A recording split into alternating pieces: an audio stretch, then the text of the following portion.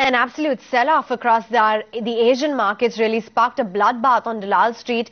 The Nifty slid below the crucial 6,000 mark, and that extended its losing streak for the fourth consecutive day. Volumes also were on the high side at close to 3.2 lakh crores, with the Nifty posting its biggest percentage drop in more than a year to end at 5967, a whopping cut of almost 400 points on the Sensex at 19,674.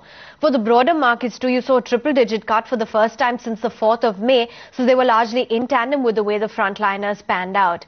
Should pull up the Bank Nifty for you because that also succumbed to a heavy bout of selling pressure. 354 points was the kind of cut that you witnessed by the end of the day. You had real estate as an index which was really pounded, so off by 6% by the day's close. All of your sectoral indices were in the red, followed by capital goods, power and the banking index.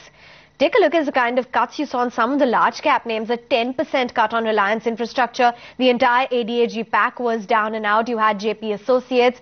Ranbaxy also saw deep cuts, as did an SBI post its numbers. You had some of the other earnings which came in today, which included a BHEL.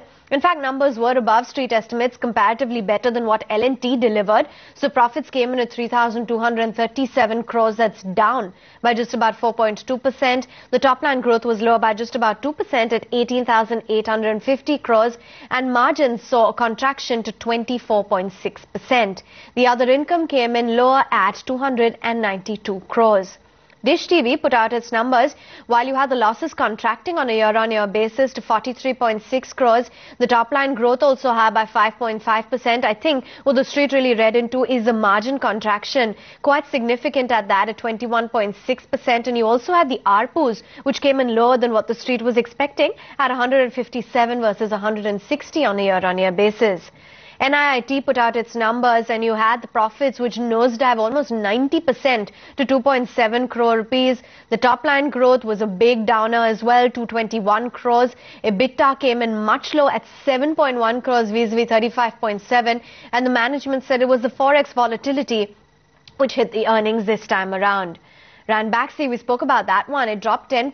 That's the biggest percentage loss in a year after its Japanese owner Daiichi Sankyo said that it will pursue legal action against the ex-shareholders of the drug maker, alleging that they did conceal some crucial facts regarding the US regulatory probes.